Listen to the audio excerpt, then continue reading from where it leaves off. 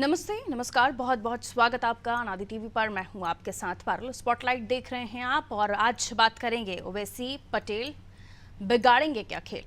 अखिलेश यादव ने पिछले दिनों ये ऐलान किया था कि अपना दल कमेरावादी के साथ समाजवादी पार्टी अब कोई गठबंधन नहीं रख रही है। इसके कुछ ही दिन हुए हैं और अब पल्लवी पटेल की पार्टी ने नए मोर्चे का ऐलान कर दिया है। पल्लवी पटेल की पार्टी ने असदुद्दीन ओवैसी की पार्टी IMIM से हाथ मिला लिया है और इसे नाम दिया गया है PDM न्याय मोर्चा, यानी पिछड़ा दलित मुस्लिम न्याय मोर्चा। गौर करें तो निशाने पर बीजेपी से ज्यादा सपा लग रही है। अखिलेश पिछले कुछ समय से PDA की बात करते आए हैं, आप जानते हैं। अब पल्लवी के नेतृत्व में बने इस मोर्चे का नाम है PDM, जो ये बताने के लिए पर्याप्त है, काफी है कि फोकस किस मतदाता वर्ग पर रहने वाला है।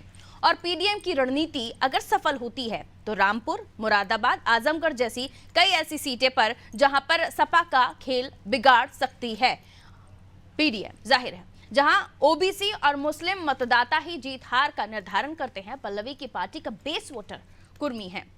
लेकिन 2014 और उसके बाद हुए चुनाव के नतीजे देखें तो इस समाज पर अपना दल कमेरावादी या कृष्णा पटेल के मुकाबले अपना दल सोनेलाल और अनुप्रिया पटेल की पकड़ अधिक मजबूत नजर आती है।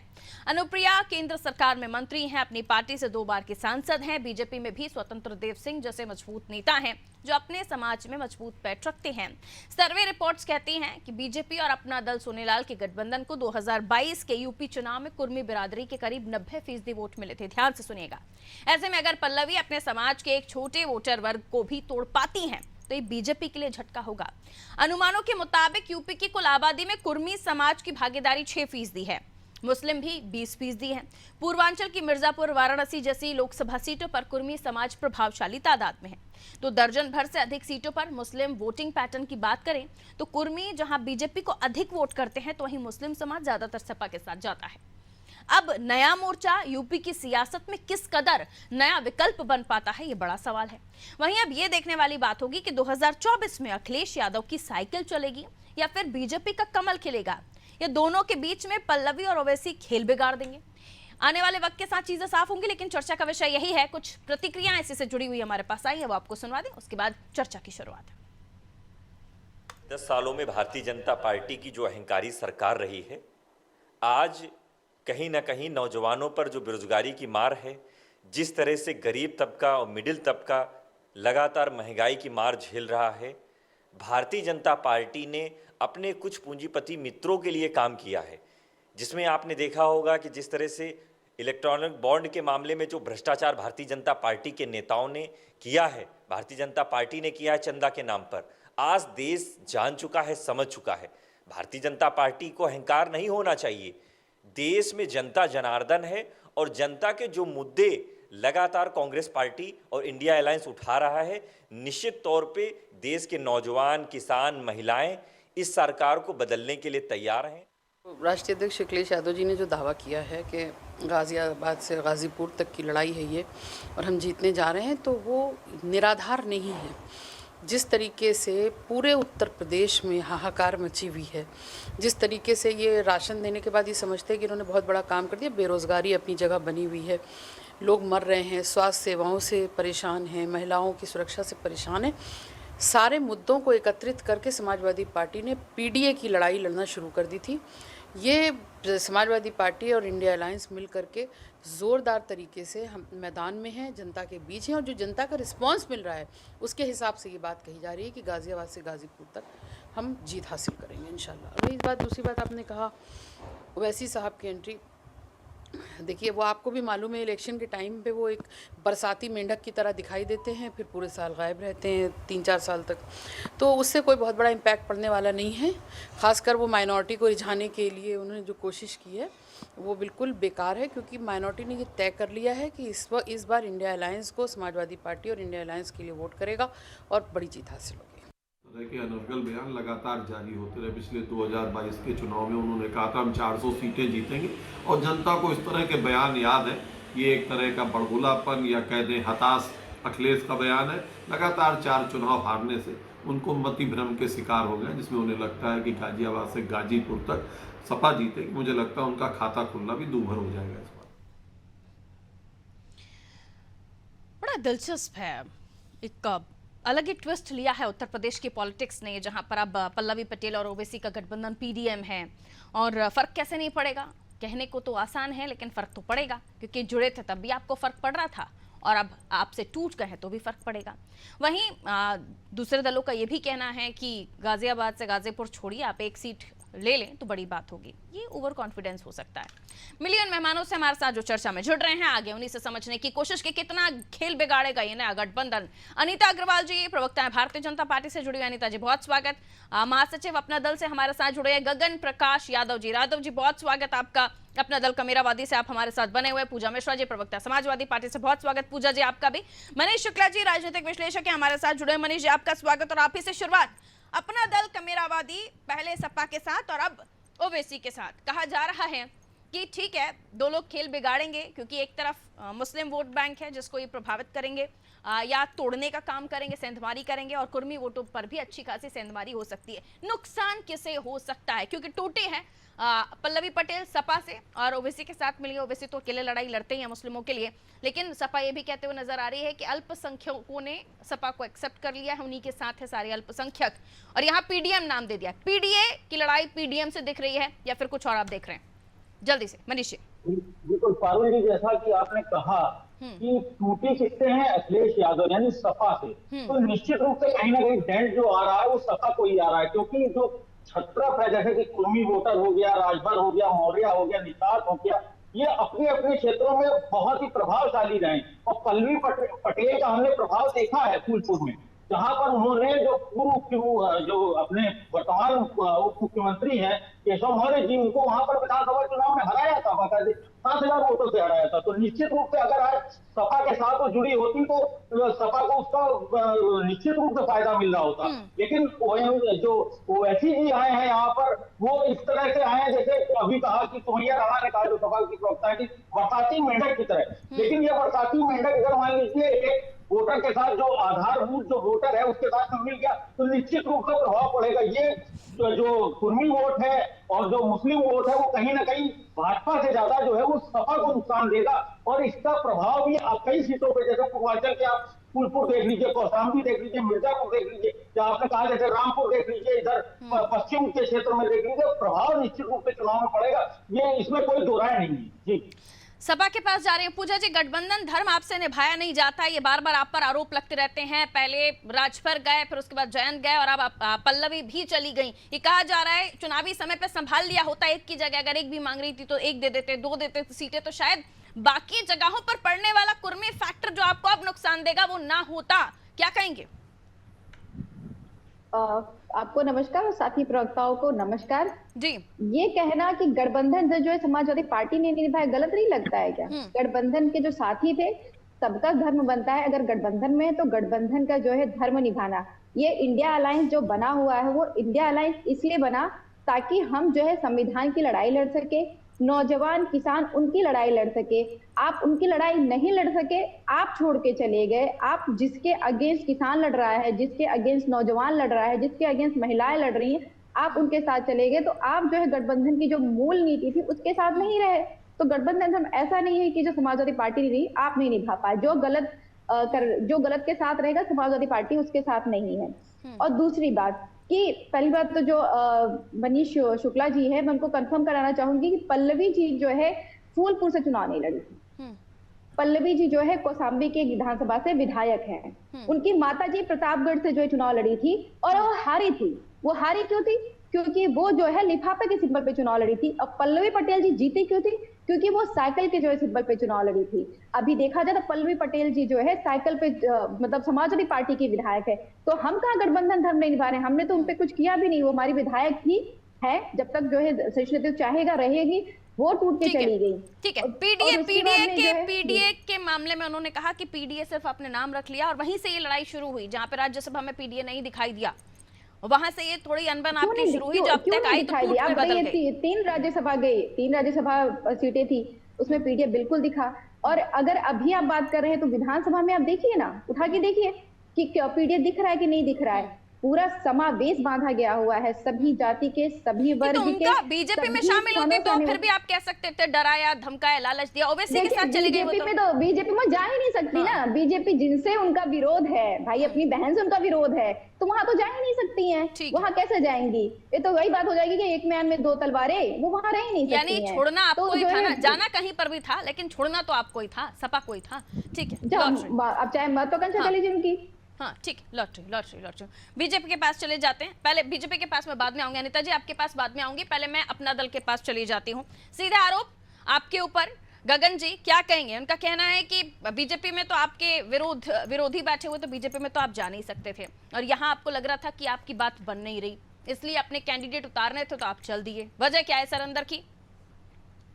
देखिए, पहले पूरी बात समझने के लिए आपको यह समझना पड़ेगा कि डॉक्टर पल्लवी पटेल कौन है।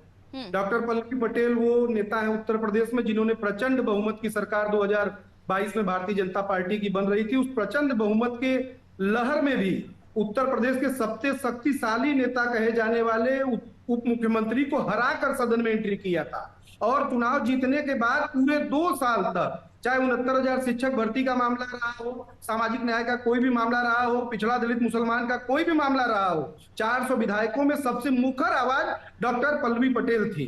उनके ये कह देना कि उनकी महत्वाकांक्षा थी इसलिए वो कहीं चली गई, ये बात महज एक सतही उनकी व्याख्या है।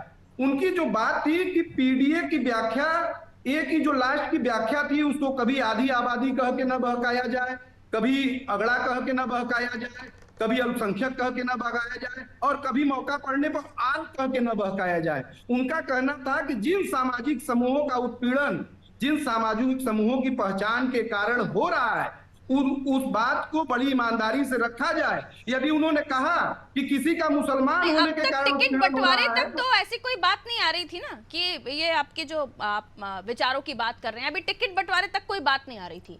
जैसे ही टिकट सारे क्लियर हो गए उसके बाद आप लोगों को लगने लगा कि वो विचार नहीं है या पिछड़ों के साथ नहीं है। ये ऐसा क्यों सर? टिकट से पहले ही अखिलेश जी ने अपनी तरफ से एक पत्रकार के जवाब में कहा कि 2022 में मेरा गठबंधन था, 24 में नहीं है।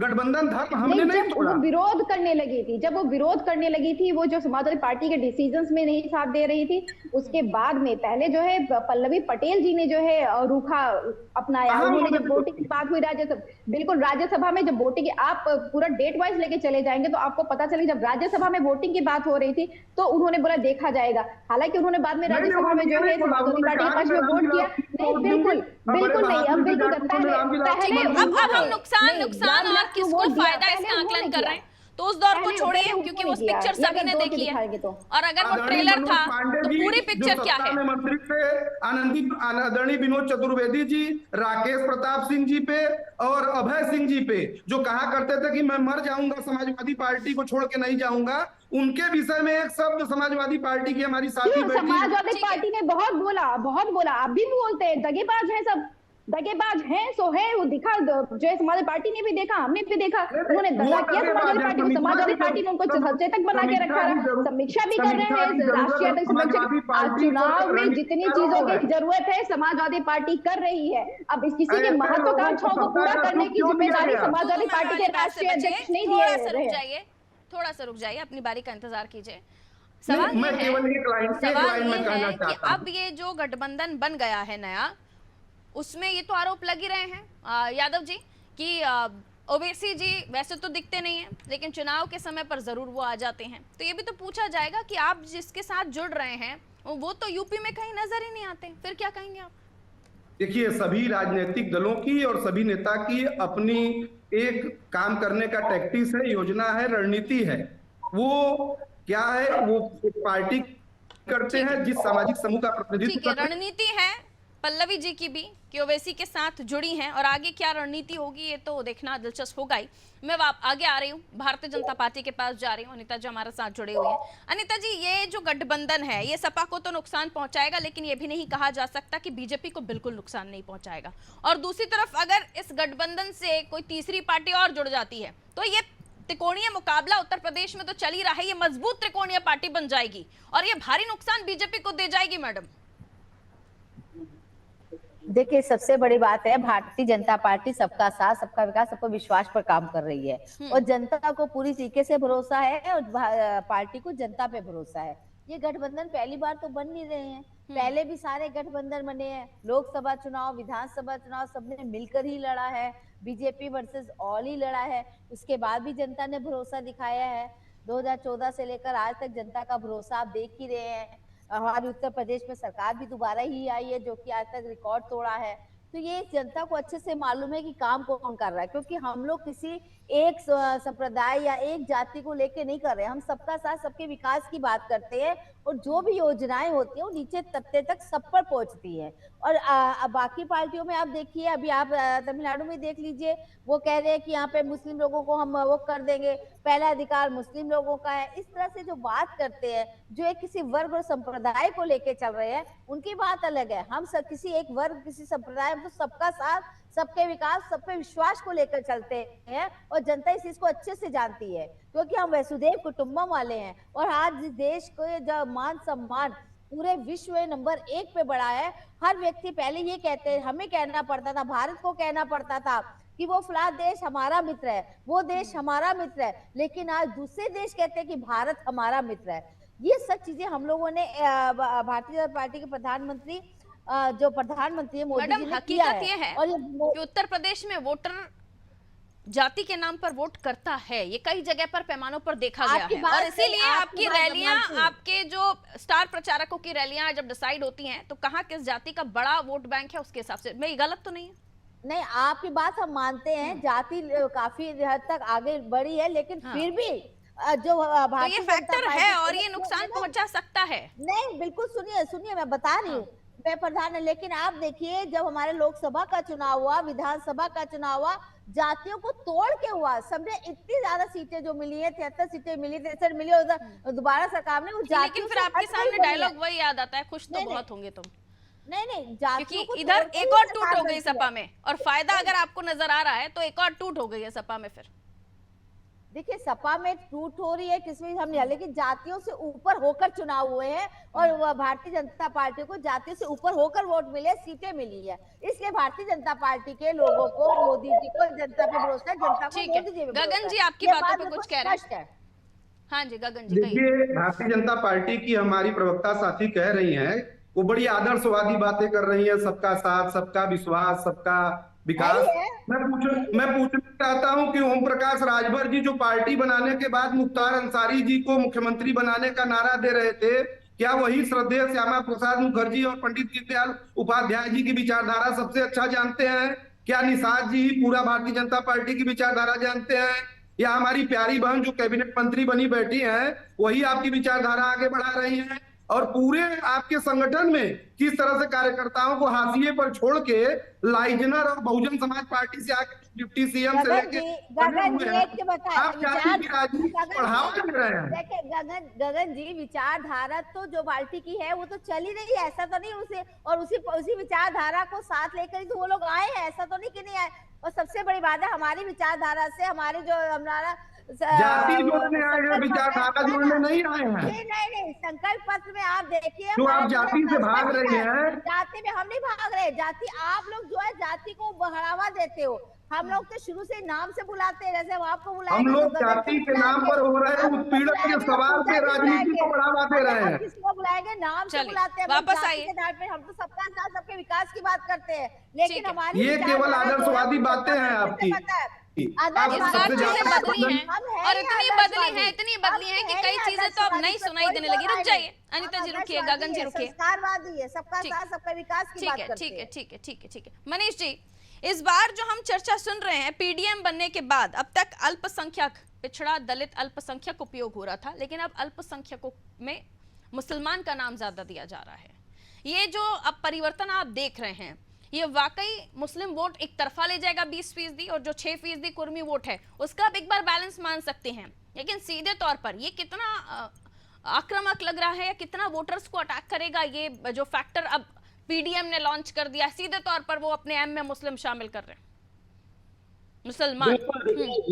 बिल्कुल जो पीडीएम इन्होंने कहा, स्पष्ट रूप से अल्पसंख्यक मतलब ही मुस्लिम वोट होता है। और वो जो मुस्लिम वोट है उस पर जो सपा है वो पूरा तरह से उत्तर प्रदेश की अगर बात करें तो एक अधिकार मानती थी, और निश्चित रूप से उत्तर प्रदेश में मुसलमानों का वोट जो है वो सार्वत्रिक रूप से सपा को जाता भी है, इसमें कोई दो राय नहीं है। और जिस तरह से चाहे मुलायम सिंह जी हो या उसके बाद में अखिलेश सिंह जी हो, जिस तरह से उन्होंने पॉलिटिक्स की है, तो उसके बाद में जो मुस्लिम वोटर है वो आकर्षित भी हुआ, उनकी नीतियों से प्रभावित हुआ है। और उसके बाद आप इस चुनाव में देखिए, अगर 2024 के लोकसभा चुनाव की बात करें तो मायावती बसपा ने जो है, बसपा ने 40% के करीब जो है मुस्लिम वोटर, मुस्लिम जो प्रत्याशी वो खड़े किए, तो बसपा भी कहीं ना कहीं बहुत बुरी तरह से डेंट कर रही है। और अगर यहाँ फर्ज पर कीजिए मनीष जी कि इस पीडीएम के साथ अगर बीएसपी भी आ जाती है, फिर क्या समीकरण देखते हैं आप?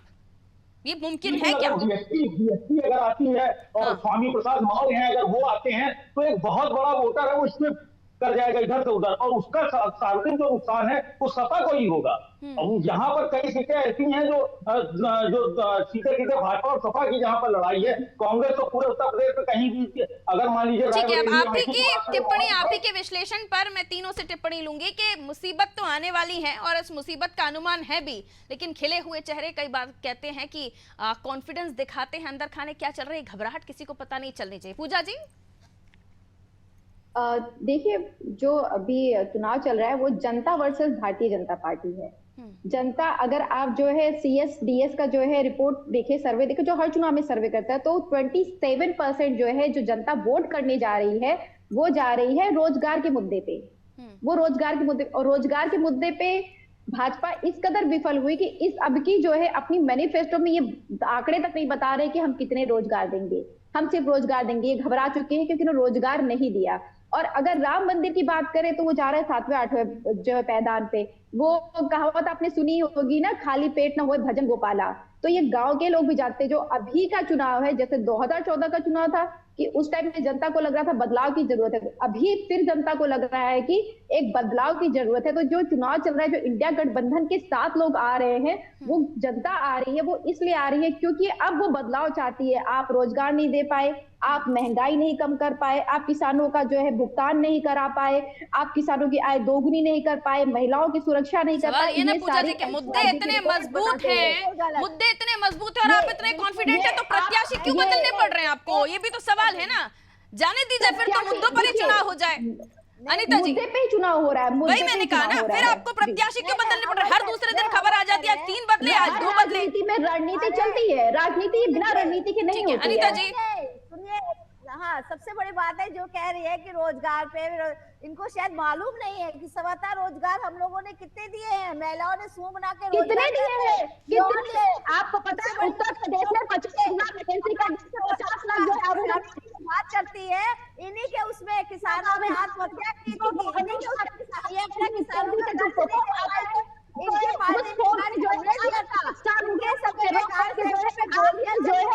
उनको जाके जो है उनका 1 साल बाद जो खूब गरमाने वाली है उत्तर प्रदेश में सियासत। घबराहट है इनको, कितनी घबराहट इन तमाम वोटिंग वाले दिनों में भी और 4 जून को भी।